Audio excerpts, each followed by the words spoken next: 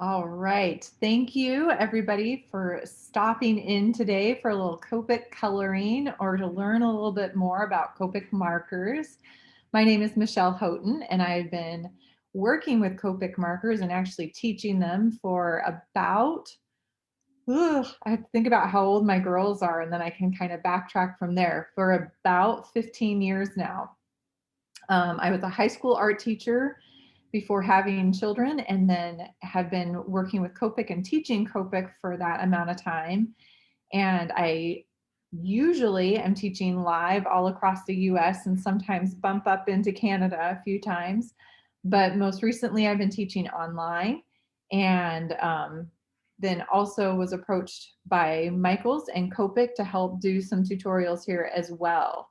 So I'm going to give you a little tiny, like minuscule snippet about Copic markers, and then we will get coloring on our project today. So if you are new to the Copic world and you don't know anything about the markers, they are an alcohol-based marker. So most markers that we use as kids and even growing up are water-based marker. And what that means is that the ink inside the marker is suspended in water. So like your Crayola markers, the Mr. Sketch markers, a lot of the, even the artistic markers like the Tombow and several of those brands are a water-based marker. Copic is an alcohol-based marker. So that ink, the colorant, is suspended in alcohol. And what that means for us as creators and crafters and artists is that we can blend the ink together like you would paint. So if you've ever worked with watercolor or acrylics and those colors can be mixed and blended together, alcohol-based markers can also do that. And so there's a little bit of a learning curve. If you've never worked with paint or if you've never worked with Copics, sometimes it takes a little practice to learn how to get those colors mixing together. Copic is, let's see, a couple other little things. They have 358 colors, so there's a bunch of colors out there. And then the markers themselves are refillable, and all of those little nibs that are on the markers are replaceable. So once you buy a marker, you never have to buy it again. You usually can replace the nibs, you can refill the ink, which is amazing. And then there's 4 different body styles. And what I mean by that is the shape that the marker comes in. There's 4 different styles. And one of the really cool things about Copic is that if you buy a marker that's marked with a B00, if you buy it in one style of the Copic markers, it's exactly the same color in all the other bodies or the other styles of markers. So once you have a B00, you're good to go. You don't need another one in a different shape. It's going to be the exact same color of ink, and you know it's going to be the same every time you buy a refill bottle of ink, every time you buy a different marker. So that is a really cool piece. Let's see, the only other thing or the other piece that comes with Copic that's a little bit unique to them is that it does have an airbrush system too that the markers literally plug into, and you can use with both the sketch and the original or the classic body. And my other camera is on Do Not Disturb, but it is still deciding to be disturbed. Sorry about this, guys. A little technical. No, it's on Do Not Disturb. Sorry, guys.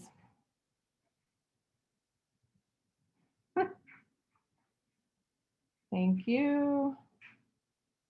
So frustrating. I had it all set up for you guys. And no. Here we go.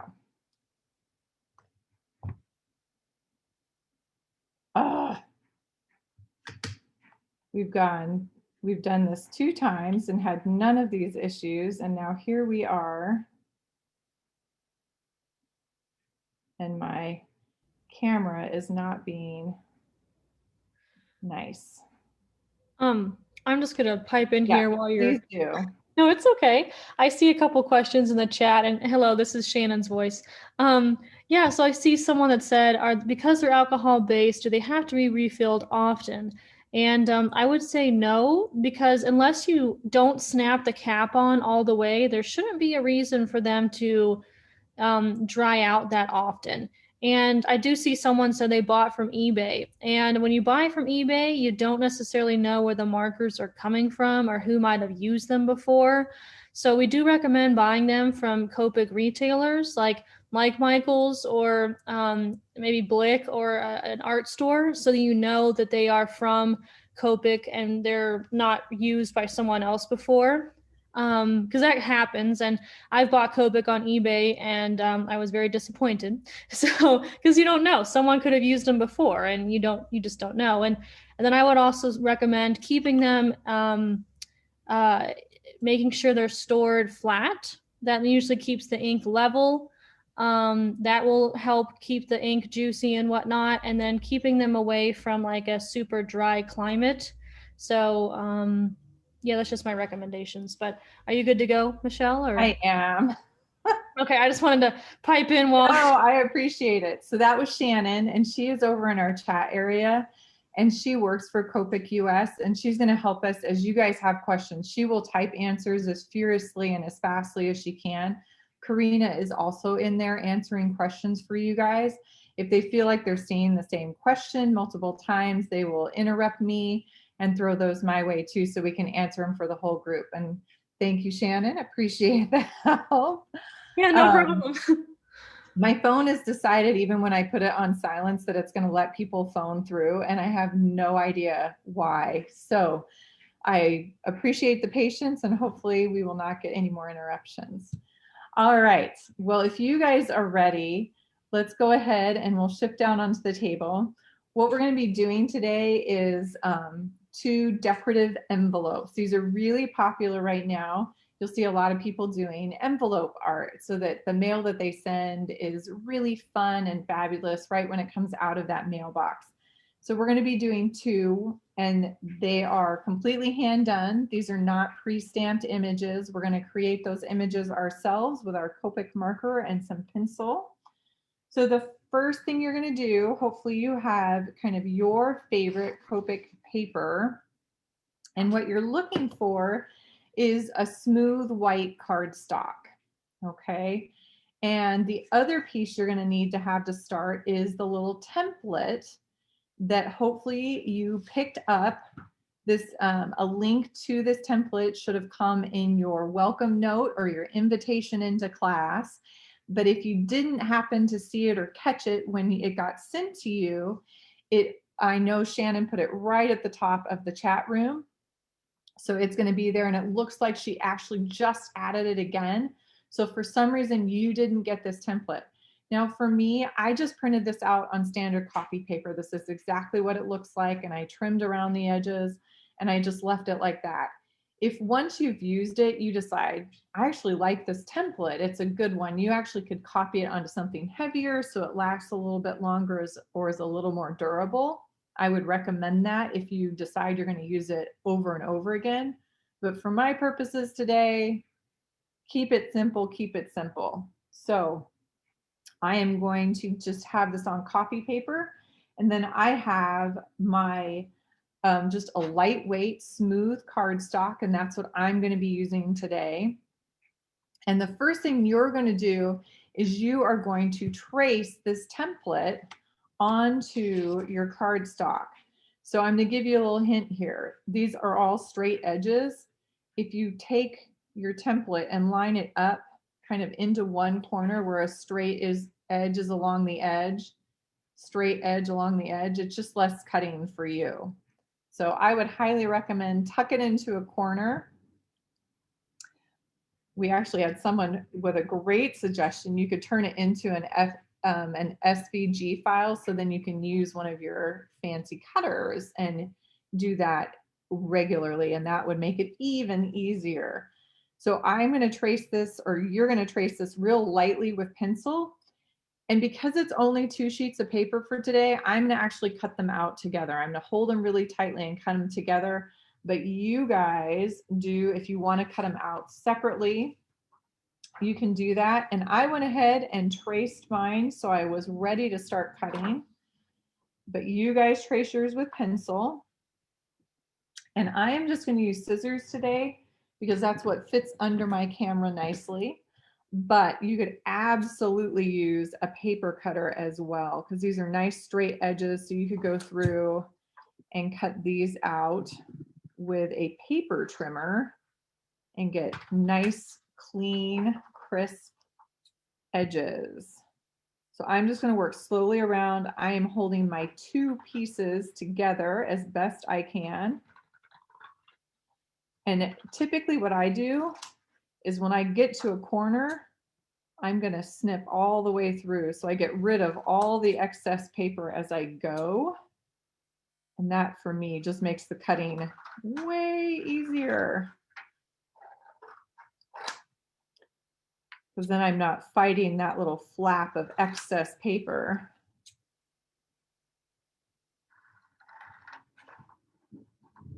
And a good pair of scissors makes all the difference.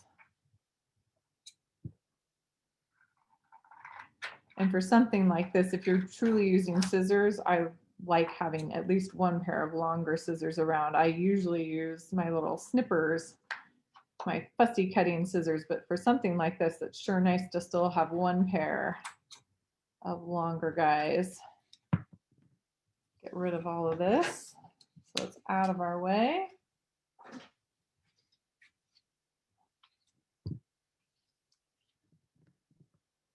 All right. And then the next thing I need to figure out is kind of that face of that envelope, so I know the edges that I'm coloring up to.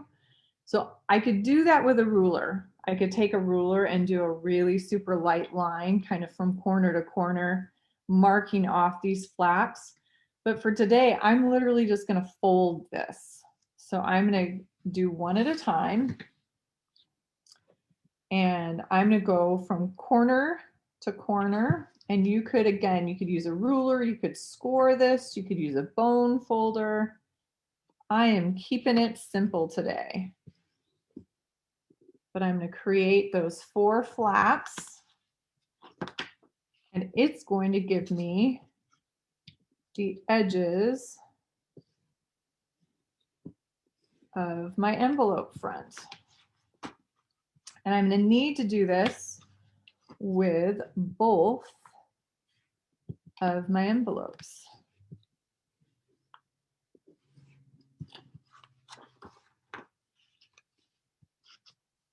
I was seeing people as they were coming into the space today, and we've got people from all over the country again, and a few from Canada.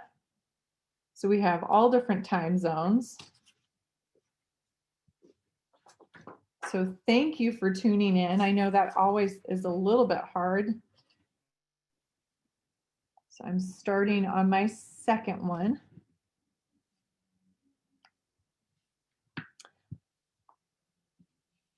I always try to remind people I tend to work fairly quickly, especially when I start coloring. But you have to remember, this is what I do for a living. This is what I do all the time. So give yourself a little bit of grace. It might take you a little bit longer to do some of the things we're doing today.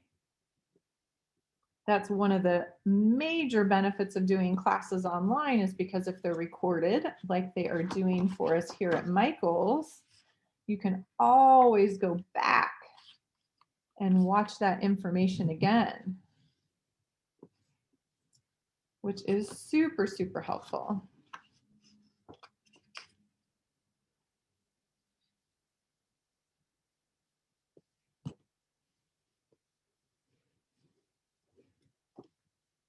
All right, so I have 2 little envelope templates now that have these nice sharp creases showing me where my images are going to go, right inside those little frames.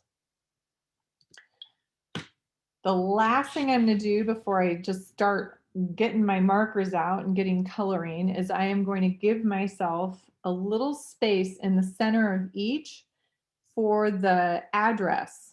So instead of covering that entire area with Copic marker and then sticking a label on top of it, I'm actually going to leave myself kind of a little hole. So again, I cut out, this is truly a scrap out of the trash piece of cardstock, and it's 3.5 by 2 inches. And I'm pretty sure those were kind of in the list of supplies, but it's 3.5 by 2. And I rounded the corners just because I like the look of that. And then I'm gonna use a pencil really lightly. Now I'm gonna say this multiple times, but here's the first round of it. Any pencil line I put on the paper when I'm gonna do Copic, I'm gonna keep it super, super light, like just enough so I can see it. In this video, you're gonna see a darker pencil line, and that is just so you can see it on the other end of this video. So this is not the pressure I would normally use when creating this shape. I'm doing it darkly so you guys can see it. You're on your own. You're going to do it so light that you can like barely see that pencil line. It's just enough for you to see that shape. The reason for that, so I come over and get my second one on here, is that pencil, if I go over that pencil line with my Copic marker, it is kind of locked in on the page. Sometimes you can get it up a little bit, but for the most part, if I hit that pencil line with my Copic marker, it's going to be stuck there. I would rather not see my pencil line, so I'm going to avoid trying to avoid it with my Copic marker, but if I keep it super light, then I'm just not going to see it very much. Okay, so we have 2 envelopes. They're folded. We have a little address space kind of set aside that's going to stay white. And now we're going to do some coloring. Because of the technique I'm going to have you guys do for some of the big background area, we're going to jump back and forth between the 2 envelopes. So envelope number 1, we're going to start with this guy. And this is the one we're going to aim for with little flowers and butterflies and stuff on it. We're going to start though by doing the sky and the ground underneath.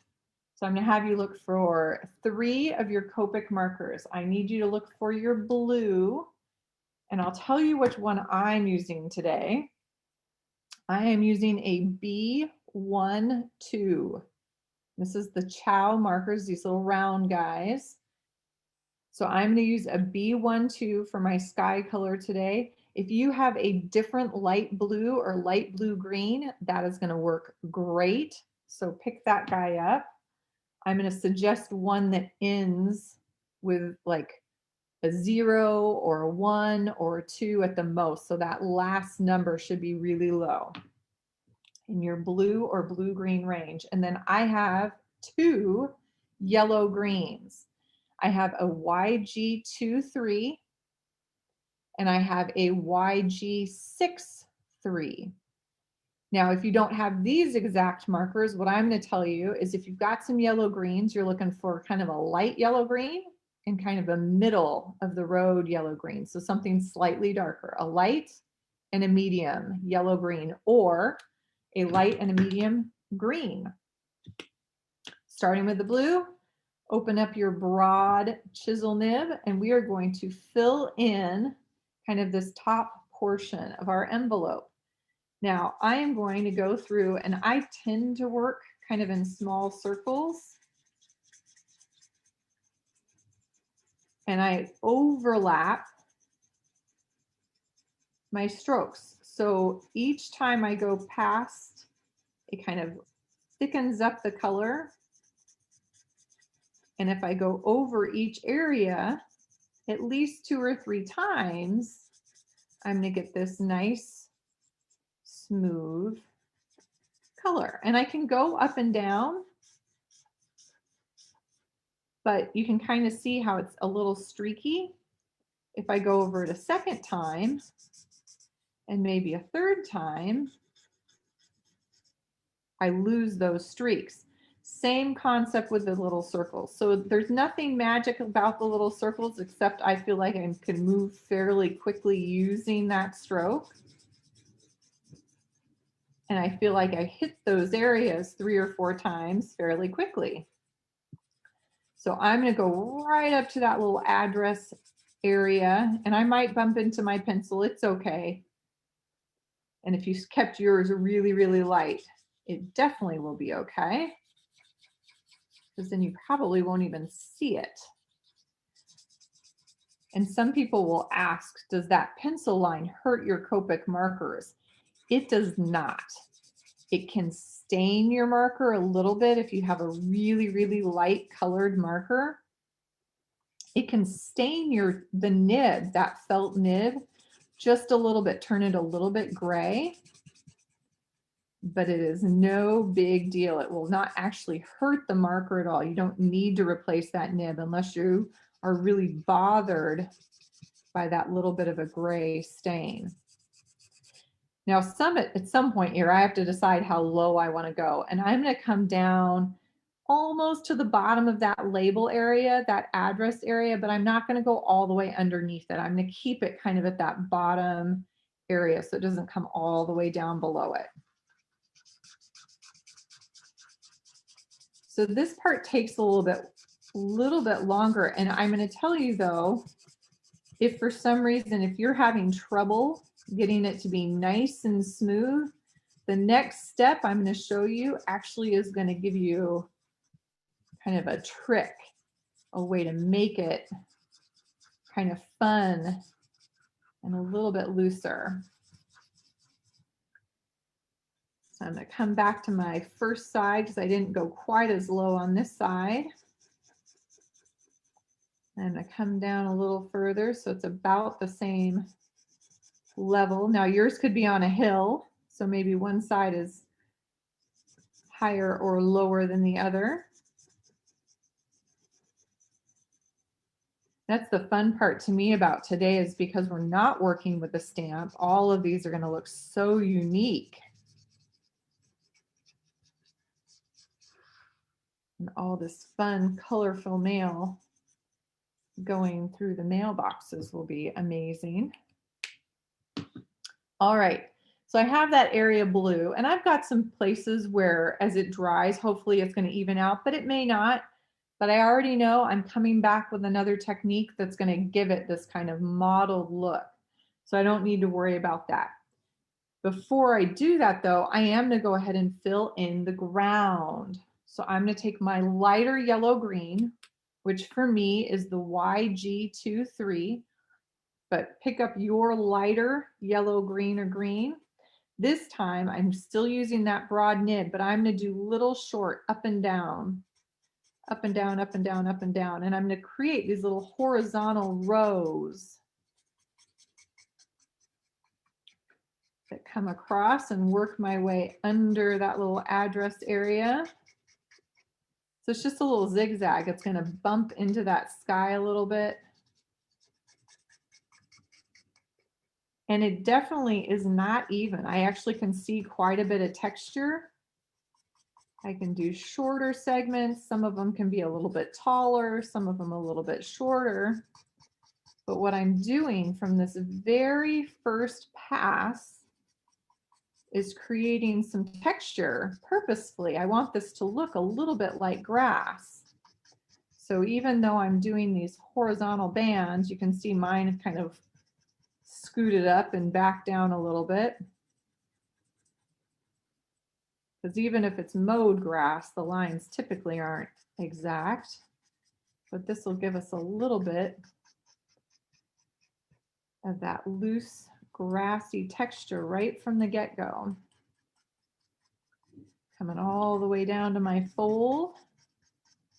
And because I'm not worried about this being even, it goes fairly quickly.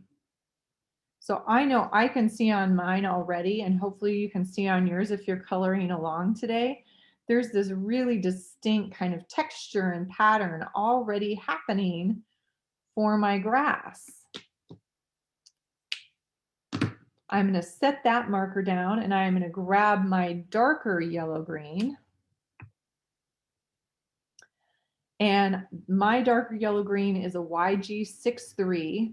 So the value is the same, but that first number, that 6, tells me that there's a little more gray in it. So even though it's about the same value, I know it's going to be a little bit darker in color because of that gray that's been added in.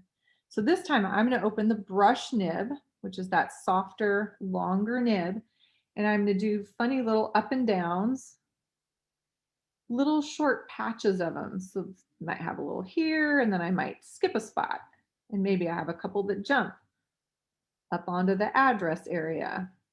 So I'm going to do small little clumps, and some of them might only have 2 or 3 little notches in them, and some can be tall and skinny, but I'm adding in more detail and more texture on that grass. And it does not need to go along with the darks and lights that are already on the page. Some of them will start off the edge. Some of them will start right smack dab in the middle. My goal though is that they're kind of random. I might have 2 really, really close together, or one that's really, really long and goes way across the page. And then another one that's only 2 or 3 little blades.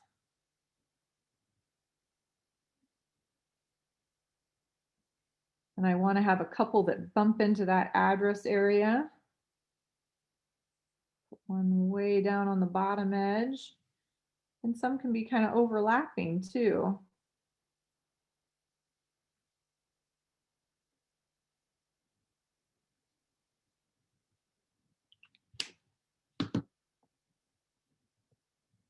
So the next thing you're going to do when you get to this point, so I've got my sky filled in, I've got my ground kind of filled in with a layer of texture. This is the first time I'm going to have you guys kind of sit back and take a look at your own envelope. Don't worry about what my envelope looks like. You guys look at your envelope and say, where am I at on this? Do I like this? Do I like the way the texture looks down here? Is it too much? Is it too little? So if it's too much and you're like, oh my gosh, all I can see is these little zebra stripes I created with my darker marker. So what I would do then is I'm going to take my lighter marker again, and I'm going to do what's called kind of washing over the area. So you can open either end of the marker, it doesn't matter. I'm going to open the chisel nib again, or the broad, medium broad, and I'm literally going to do kind of one pass. And I'm going to use a little bit broader stroke. I'm going to still go up and down, but notice I'm going just truly kind of hitting each area one time with that marker. And what that does, and hopefully you can see it a little bit on the camera, I can definitely see it on my table, is it softens the edges of all of those darker strokes.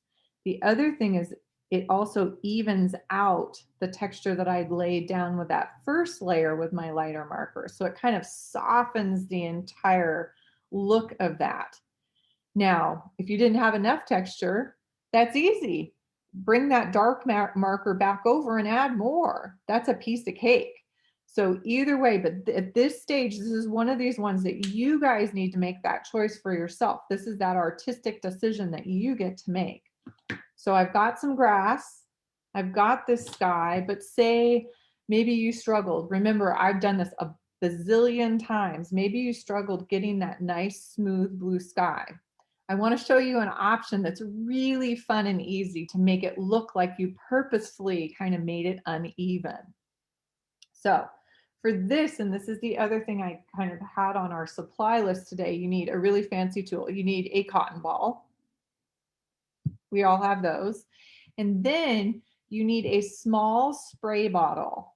Now you can buy these specifically for crafting, and there's a couple at Michael's in their crafting department.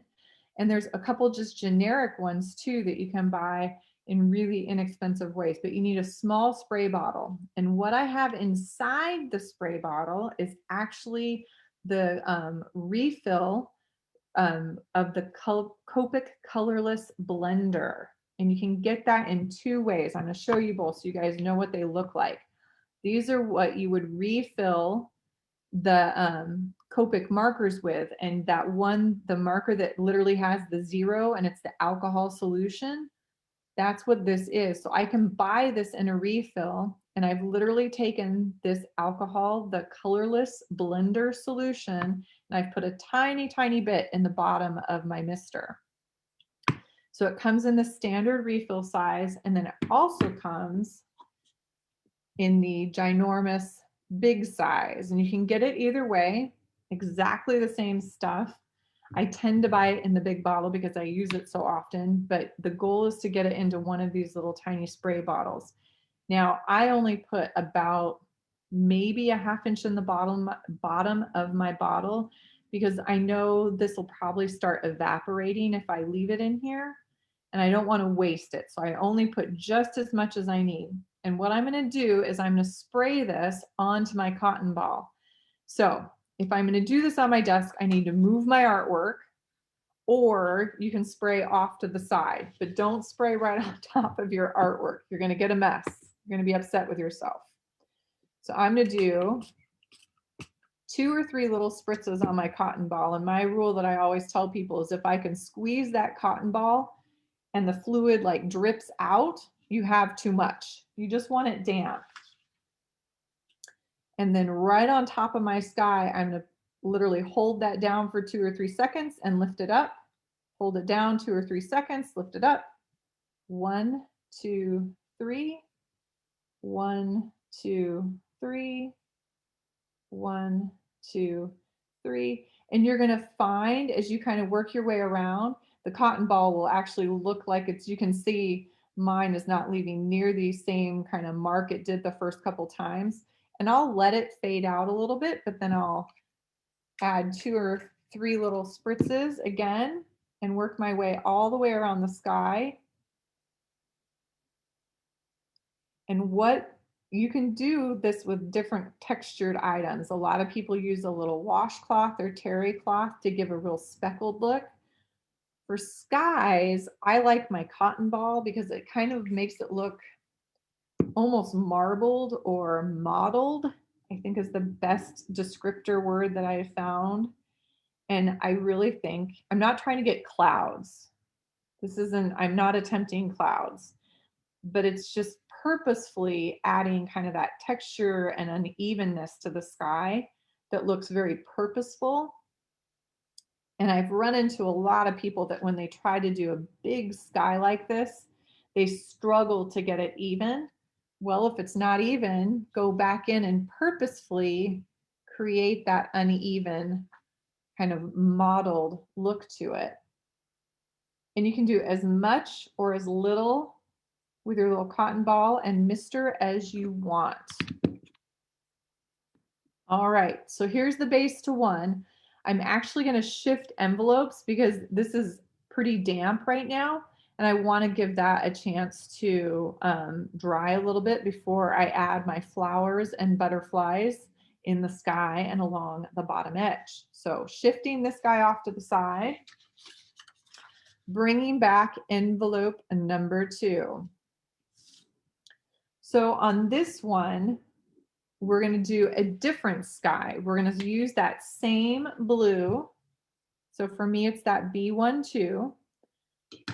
But I'm going to have you do one of 2 things. If you do not have a mister with the colorless blender in it and you want to keep going, you are going to grab, hopefully you have, your colorless blender marker.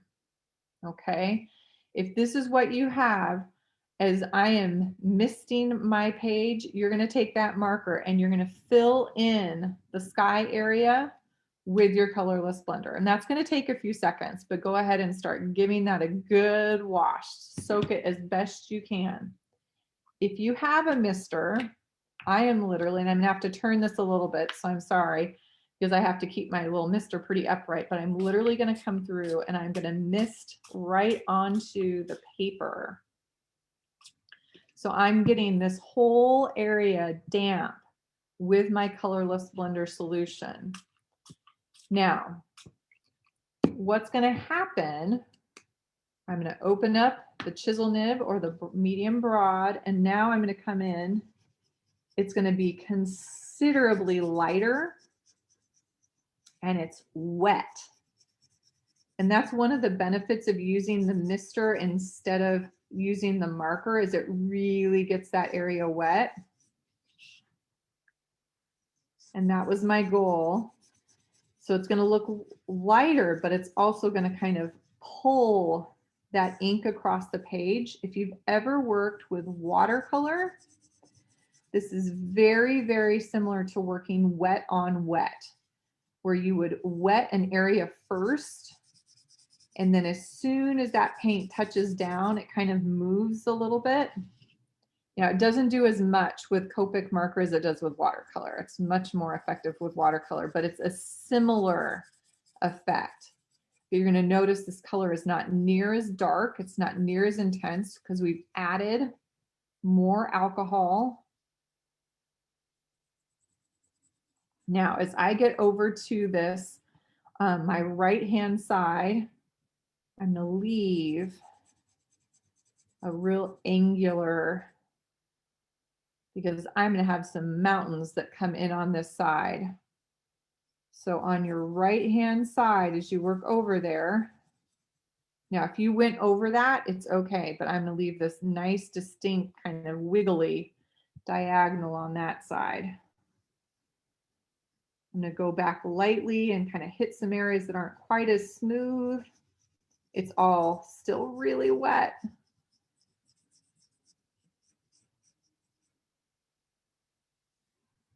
And it's not totally smooth, but it's this much softer looking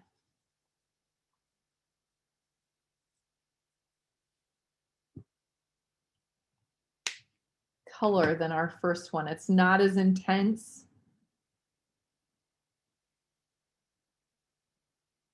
All right. Now this, again, because of the way I saturated it with that spray bottle, I'm definitely going to have to let that one sit. So when we come back, I want this mostly dry because I'm going to give myself some light lines about where my mountain's going to be, where my trees are going to come in over on this other side. And they're going to overlap my sky a little bit, but because of what we're doing with the color, that's going to work really, really well. So I'm going to leave this one for a second, set it off to the side because this one definitely needs a few seconds to dry. And I'm going to jump back over to my fun one that I started with. And now I'm going to go find some more markers. So I am looking for a couple of RVs and a couple of Vs. So the RV, that's the color family. That's the first letters on the marker, and that stands for red violet.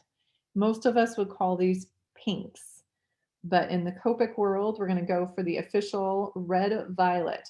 So today I've got an RV13 and I've got an RV06. So I've got a light pink and I've got a medium pink.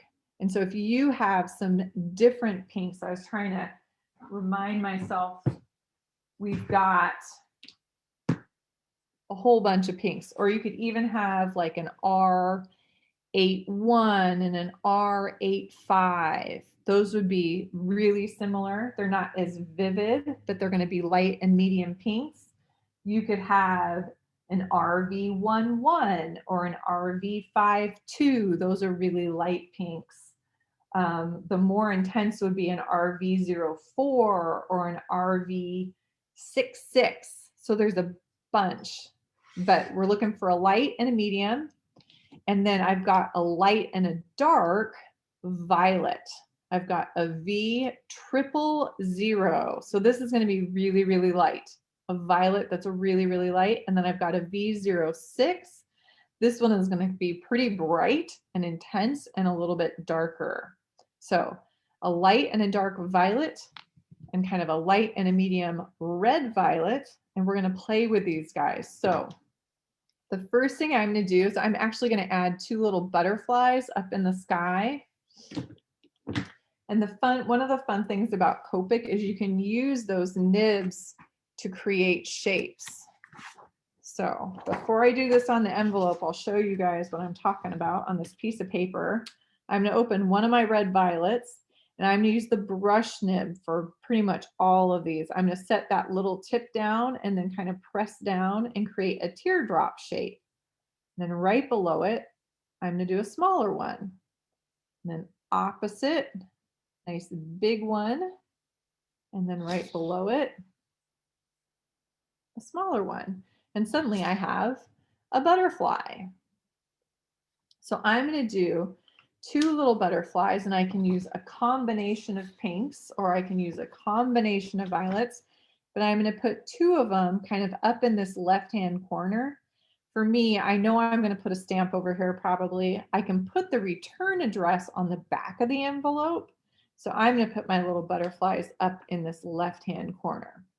So I'm going to put one guy, and it'll go right on top of the blue. So it's going to change that color because Copic color is transparent. We see what's underneath it. So I've got one little butterfly, and then I'm going to use my darker violet, and I'm going to add a second little butterfly. This guy's going a different direction.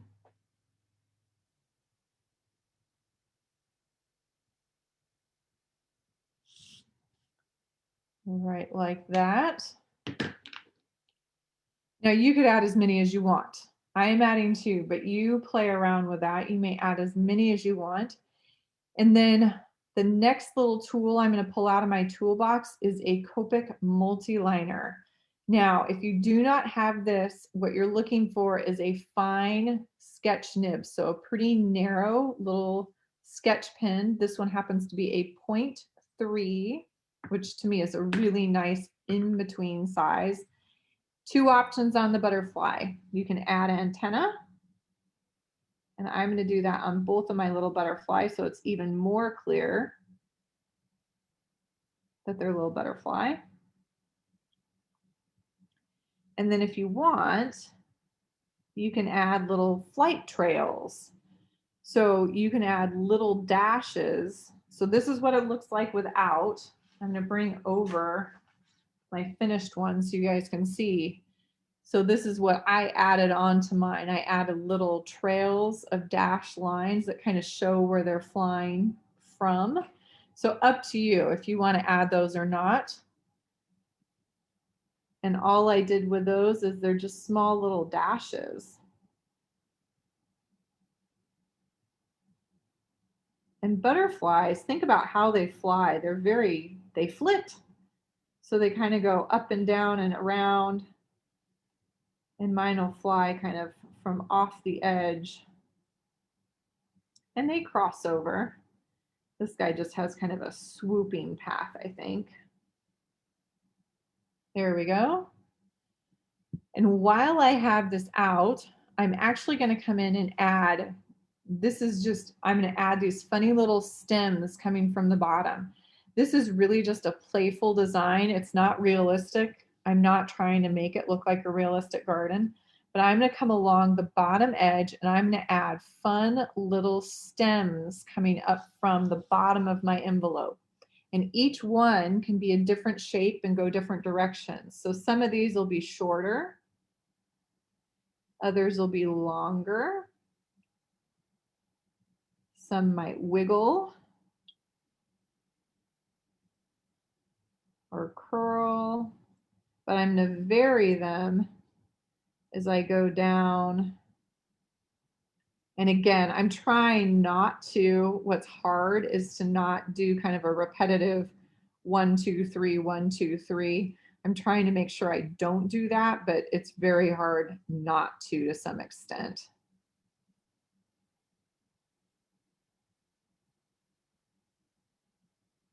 The tall one back here at the end. So I've got this little row of stems. And then the fun part is I'm going to put little flowers kind of on the top of each of those, and some of them then will get leaves as well. So again, I'm going to use the tips or the brush nib on each of my RVs and my V's and create these little flowers. So let's see, this first one, I'm going to use, and I'm going to do that teardrop shape again, kind of pointed at the top of my stem. I'm going to do 3 of them. I'm going to go 1, 2, 3. And then I'm going to take my light RV and I'm going to put a little row of dots right underneath. And that's it. So I'm just going to go down the row and I'm going to create a fun little group of flowers. So there's one. I'm going to stay with this RV that I have. So this one is my RV13. And this time I'm going to do a whole ring of dots all the way around. And I'm going to take my second RV, which is my RV06. It's the brighter one. I'm going to put a big dot right in the center of that. I might even get that a little bit bigger. So it has this really bright dot right down the center. Michelle. Yeah. I just have a quick question. Of course. Can you repeat which red violets and violets you're using right now? Absolutely. So the red violets, I've got an RV13. That's my lighter one. And then the darker of the two is actually an RV06. RV13 and RV06. And then the violets, the really light one, is a V000 and a V06. Okay, And awesome. then, yeah, and I'm truly just jumping in between them. So if someone had actually used like their light violet on this instead, it's not going to look that much different. I'm just trying to show everybody a bunch of different shapes as much as anything. So this is an easy part. Just kind of keep switching them around and playing with them a little bit. All right. So flower number 3, I'm going to do more like a daisy. So I'm going to take, let's see, I'm going to take my darker, because I had that one last. I'll take that RV06 and I'm going to try to kind of pinwheel all the way around.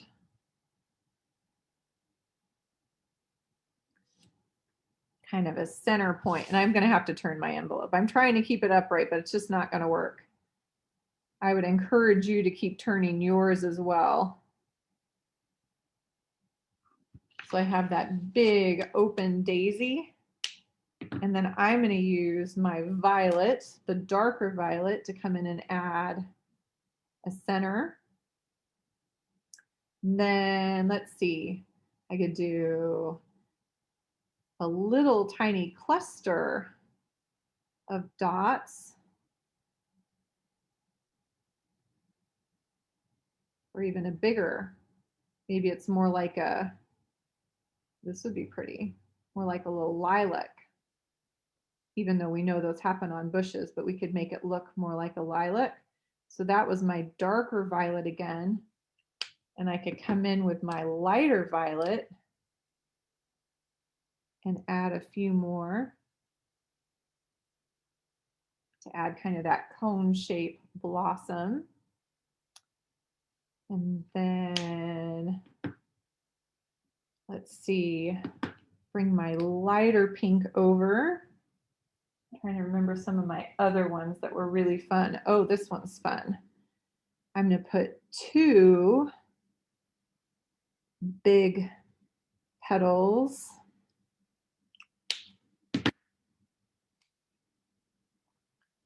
And then 3 kind of big dots. Not sure what kind of flower that is, but it's kind of fun. I'm going to do 5 big dots.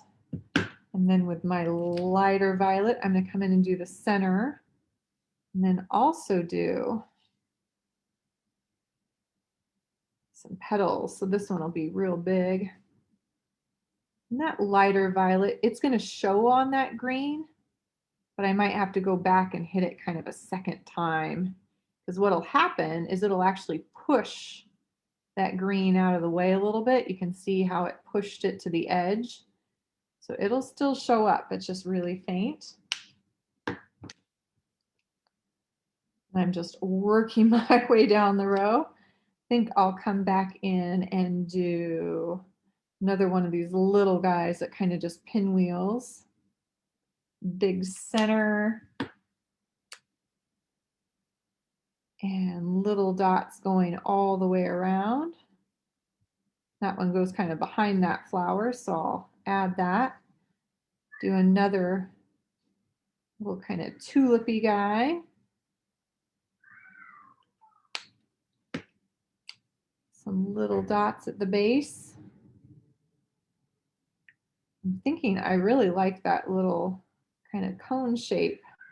So I'll do another one, but this time I'm going to do it with my pinks, my RVs. It's fun when I do this a second or third time because I always figure out a different way to do it. And I'm going to add a couple little dots with one of my violets in there. I like that a lot too. Let's see.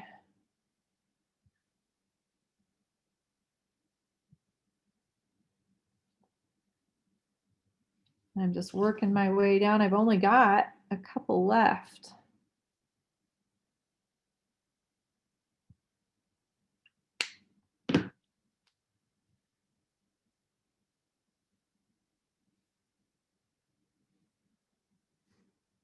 Add little petals in between.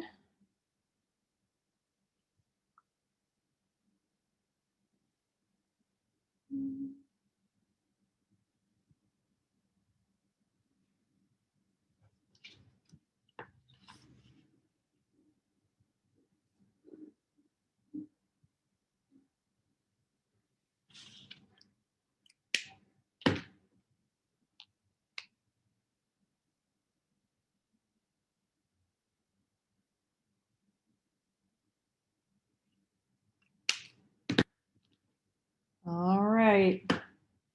For me, my last little one up here. Let's see.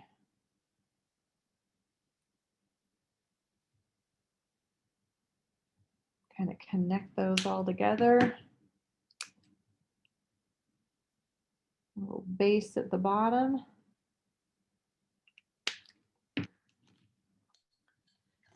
I have all these little flowers running across the bottom, and then I'm going to give you one last step, and then this envelope front is done. And that's actually going to go back to your darker yellow green. So for me, this is that YG63. And I'm going to go through and I'm going to add a few leaves. I don't need to have leaves on every stem, but I'm going to open up that brush nib again. And some of these little flowers are going to have little tiny leaves that kind of run up the length. Some of these flowers are going to have really big leaves, and this one is going to have giant leaves. So I'm going to create that teardrop shape, and then I'm literally going to go in the opposite direction and connect the round portion of that teardrop shape together. So it's going to create these long leaves, just using the shape of, and some of them can be pointed out.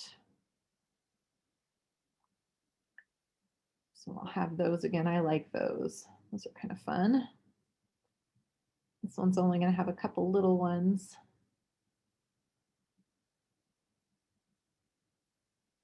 Where else do I need leaves? Oh, I think this guy has kind of that little piece underneath the flower. I like that too.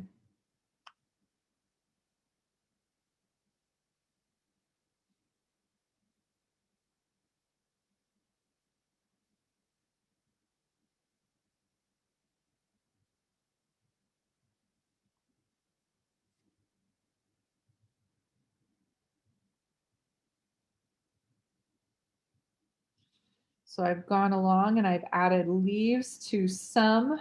Don't have to have them on all of my little flowers, but this envelope is ready to go. So when I'm ready to send this to a friend, what happens is that big flap folds in, and I usually add, trying to remember, it actually works better to do the small side flaps in first, and this is written actually on your template. I would fold the side flaps in, put a little adhesive, attach that big flap, card goes in, and then you can use like a washi tape or fun decorative tape to seal that up. You can always use your regular adhesive on that too. But there is envelope number 1. All right, envelope number 2.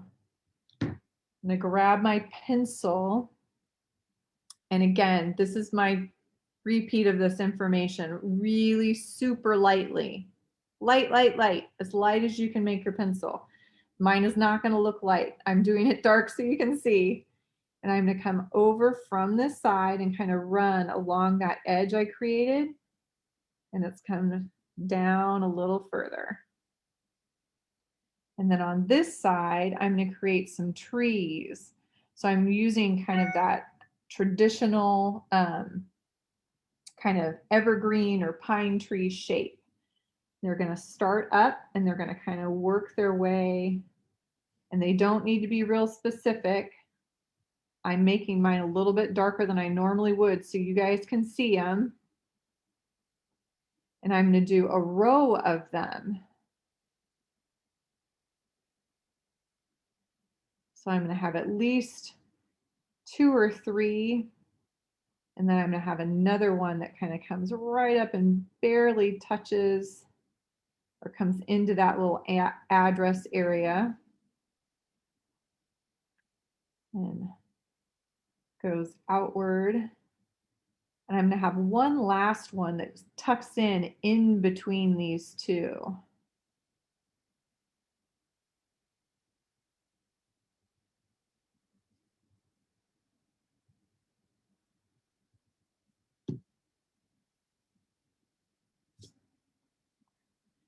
And I'm going to erase the edge of my little address area because mine is so dark. I don't want it to overwhelm that. And you could do your trees a different shape. That's completely up to you. They could be more of a flowering cherry tree or something. So I've got one little spot that I did not get with sky. So what I am going to do with that one is I'm going to come in with my colorless blender. Because it's so small, I'm going to wet that. And I'm going to very, very lightly wash over that area now too. That one little peak right underneath. There we go.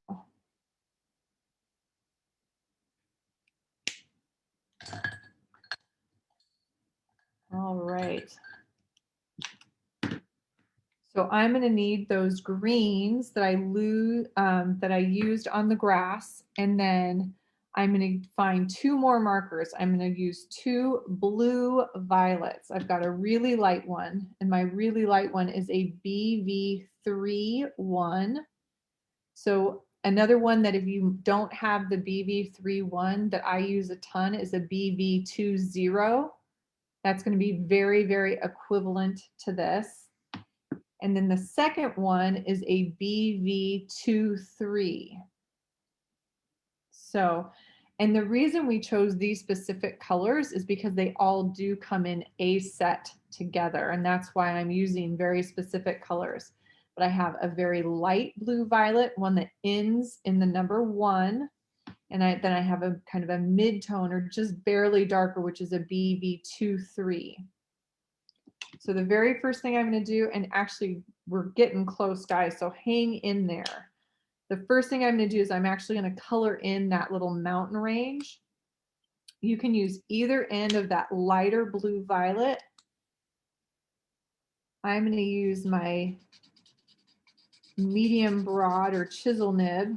I do not need this smooth. I'm going to kind of work my way down the slope. And I'm just doing back and forth. I'm not trying to circle. It actually will benefit me this time to keep this not quite so smooth. And I'm sorry about the camera wiggling a little bit here. I can see it. And then right away, while this is still wet, I'm going to do two things. I'm going to grab my darker BV23, and this time I'm going to open my brush nib and I'm going to add some of those rock faces that we see on a mountain. So I'm going to come in and add kind of ins and outs, so it's kind of a zigzaggy scribble. And some of them will start from the top. I might have a little ledge that comes in and works across the face of the mountain. Maybe some of them connect up.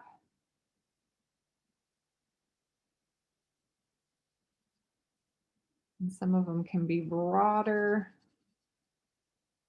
And your mountain can be as dark or as light as you want it. So you can add as much or as little of the darker BV, that blue violet. And then I am definitely going to soften this. I don't necessarily want it this dark. So I can do two things. I'm going to first of all take my lighter blue violet, and I'm going to go kind of right over the top of those darker areas. I'm not going to go all the way across in a full wash. I'm just hitting those edges and kind of working my way around. It's going to soften the edges of my darker color. And then I'm actually going to come in with my colorless blender. And in some of those lighter areas, I'm actually going to come in and push that color even more. So I'm just going to scribble back and forth into some of these light areas. You don't have to do every one, but it's actually going to lighten those up even further. And again, it's going to kind of smush some of those colors together. But it adds this whole third, fourth, fifth layer into all those little facets on the mountain.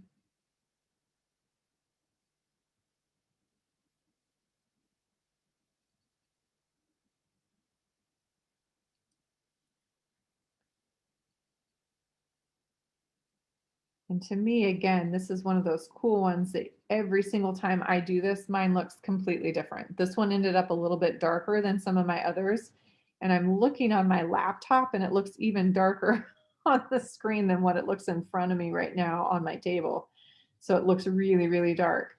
But this one looks completely different. My first one I did has kind of two mountain pieces to it, and it has much more distinct kind of valleys and stuff. So every time I do this, it looks different. The trees.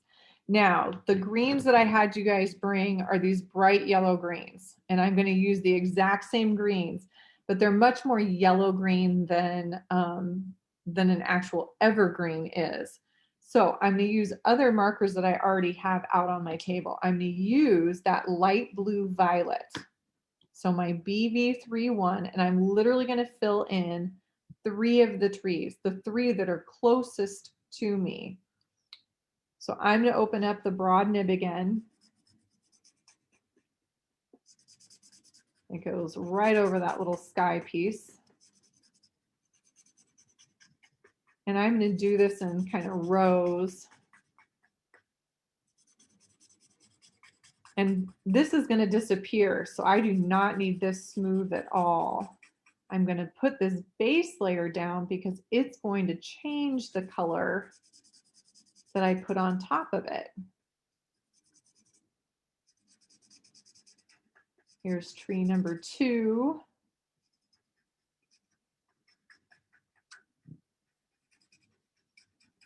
And then I'm going to skip this guy because he's all the way to the back. He's the furthest back. So I'll do him a little bit differently.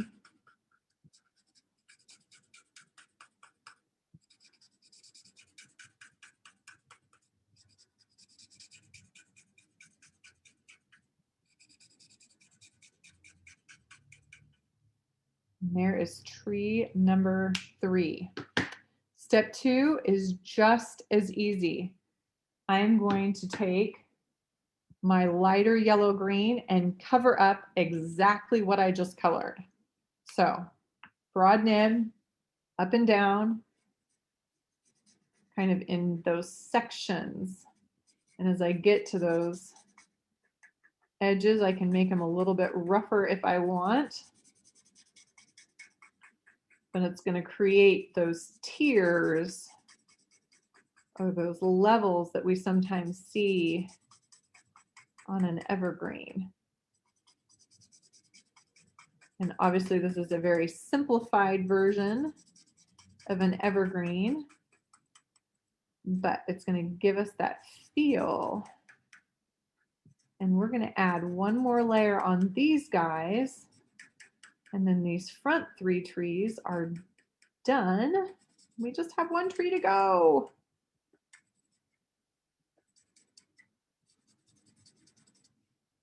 Shannon, do we have any questions we need answered? I'm just looking at the chat here. I'm not seeing any questions that All right. just yet. I think a lot of it is to do with the set you're using, which is the Chow 36C colors.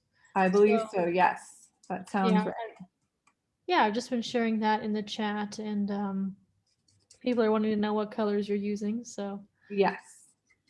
And some of it, Shannon, and I would tell anybody this, you can absolutely buy it in a set, and it's an easy way to tell people which ones to get for you is to get this kind of complete set. But you can also buy them individually, so you don't have to buy a set. So either way works great. So this next one is that darker YG63 brush nib. And just like we did on the grass, now I'm going to come in and I'm going to try to add just that little bit of detail. And you're going to notice I'm going to do longer strokes kind of always to this left-hand edge. And as it works its way across, they're going to kind of get fewer and fewer. And it doesn't have to be in like specific rows, but I tend on a tree to do it a little bit more in that kind of tiered layer, but I like coming back up and adding a few more here and there. When I get to my second tree, I'm going to make sure that I get some of this dark color, especially on that left edge where it's coming out from behind that first tree, so I can really see how that second tree is sitting behind this first one. But I'm just doing it in these light little up and down strokes to give it kind of that feel of those pine boughs. And then I've got my third tree, and again, this one comes out from behind and then comes to the front.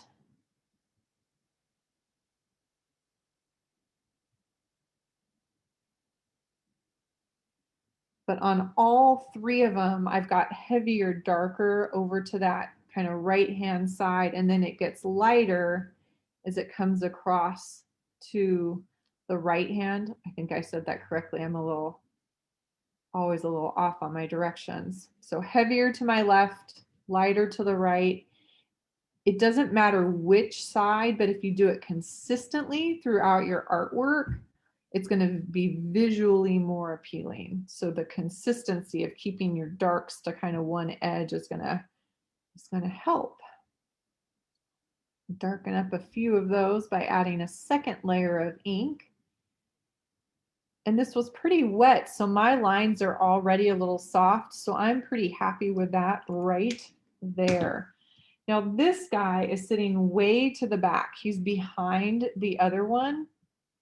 So I'm actually going to start, instead of my BV31, I'm going to come in with that BV23, and you can use either end. Again, this time I think I'll use my brush nib because sometimes I can get into my details a little bit better with that.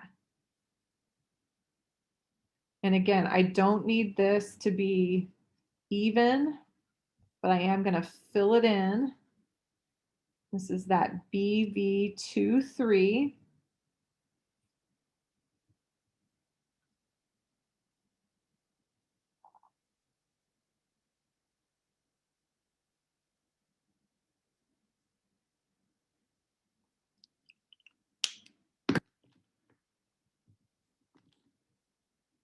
My darker yellow green, just like same steps, but I'm using the two darker colors.